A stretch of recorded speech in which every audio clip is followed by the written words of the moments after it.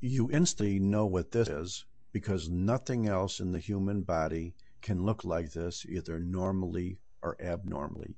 You see yellow nodules within a sort of brownish tan parenchyma, and occasionally some of the nodules look a little green.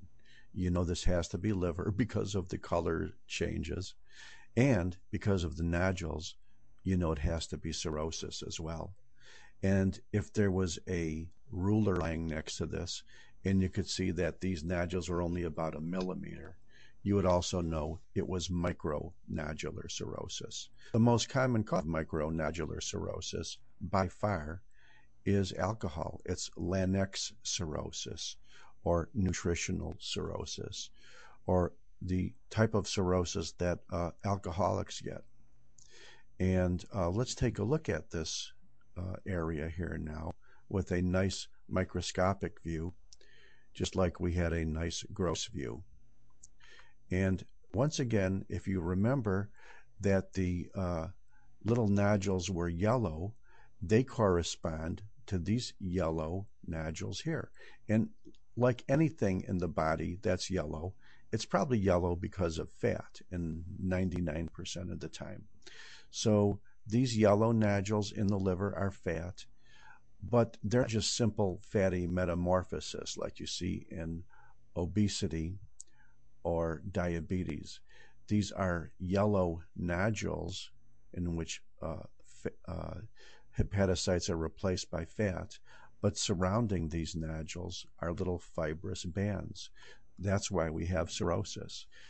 So even if you didn't see the fat, if the only thing you saw were fibrous bands, which generally stretch from portal areas to portal areas, creating nodules of any type, you know that would be cirrhosis.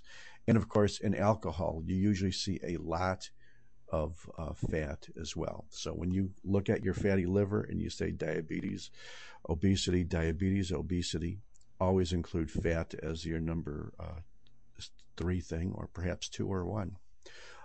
Another thing that you could notice about this liver, however, is besides being early cirrhosis with these thin little bands bridging from portal area to portal area and creating a nodules, and the nodules are filled with hepatocytes being replaced by fat, is that it's also inflamed.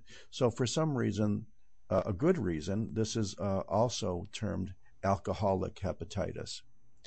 And if you remember when we talked about viral hepatitis, we had these little inclusions inside some of the hepatocytes, which were eosinophilic, and we called them councilman bodies. Well, in alcoholic hepatitis, we have little intrahepatocytic inclusions as well that maybe can look a little bit like the councilman bodies, but in alcoholic hepatitis, they're called Mallory bodies. They're also called alcoholic hyaline. And even on this relatively random thing here, you could see an intracytoplasmic within the cytoplasm of a hepatocyte, eosinophilic body, probably here, lesser here, which you can call, a Mallory body if you'd like. You could go home now and tell everybody you saw a Mallory body. But remember, if you see pigment like this, that could be bile or hemosiderin. So make sure you're not looking at something brown or black. Make sure you're looking at something that's truly eosinophilic. And if I wanted to, I could probably go and find you a whole bunch of more Mallory bodies. So let's do that. Let's just take another random high power view, and I bet you maybe we'll even find a better Mallory body. Like everything in pathology, you don't want to find just a junky one. You want to find a great one, something that's better than the textbooks. In this field, I could probably theorize that maybe that was one, but the problem is you can't really see that it's within the cytoplasm of a hepatocyte. You know that's a hepatocyte because it's round and has a nucleolus, and probably that, and probably that. So we have to find a cell that's a hepatocyte, and then we have to look inside of the cytoplasm, and if we see little red stuff, that's kind of red. That's even redder. So I would say that's probably a good Mallory body as well.